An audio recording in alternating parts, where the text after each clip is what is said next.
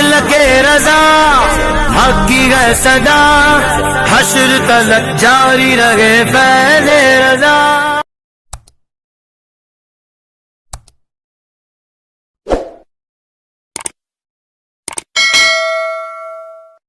اور فرماتے وہ فرشتوں میں سے تھا اور فرشتوں کا استاد تھا، وہ بہت علم تھا اس کے پاس، فرشتے اس سے علم سیکھتے تھے اور وہ بہت عبادت گزار بھی تھا۔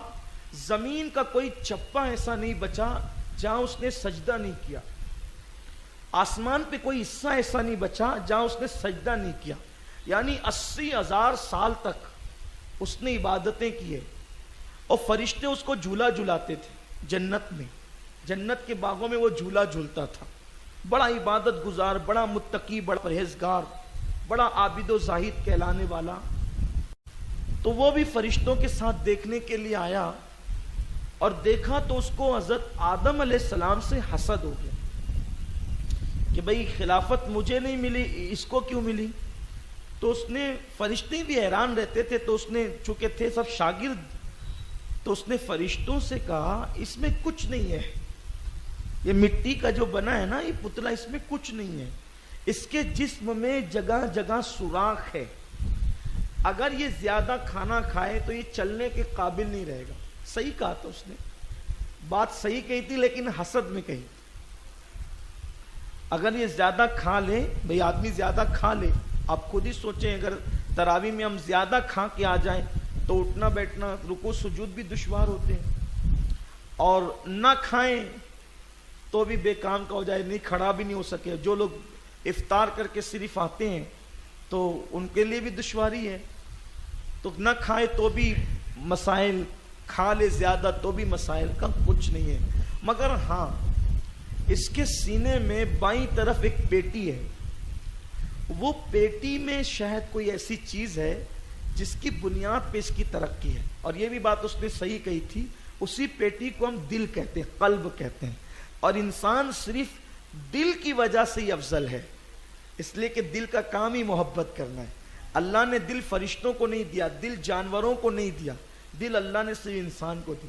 آپ کہیں گے کیسی بات کرتے، ہم تو جانوروں کے دل کھاتے رہتے، کلیجی کے ساتھ جو دل ہوتا ہے، مرغے کا بھی دل ہوتا ہے۔ یہ اس دل کی بات نہیں ہے، ایک ہے گوشت کا لوتھڑا اور ایک ہے حقیقت دل، جیسے کعبہ، ایک ہے کعبے کی دیوار، وہ کعبہ نہیں ہے، وہ دیوار کعبہ ہے، لیکن حقیقت کعبہ اس جگہ کا نام ہے۔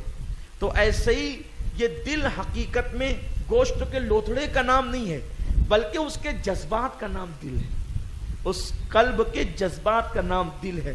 جانوروں میں وہ جذبات تھوڑی ہوتے ہیں، مرغ میں وہ جذبات تھوڑی ہوتے ہیں، تو یہی اس کی ترقی کا راز ہے۔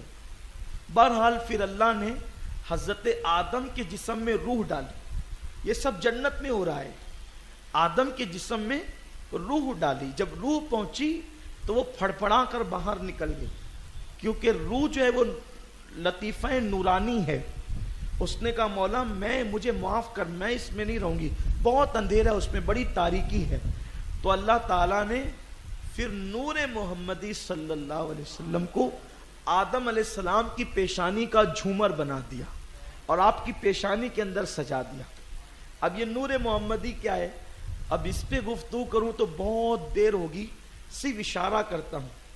یہ نور محمدی اللہ نے جب چاہا کائنات کو بنانے کے لیے تو اللہ نے اپنے نور سے ایک نور پیدا فرمایا اور اس کا نام رکھا محمد صلی اللہ علیہ وسلم، اور اس نور نے اللہ کو سجدہ کیا، اور اس نور کا ایک سجدہ 70,000 سال کا تھا، اور وہ 70,000 سال جو تھے نا، اس کا ایک دن 50,000 سال کے برابر تھا۔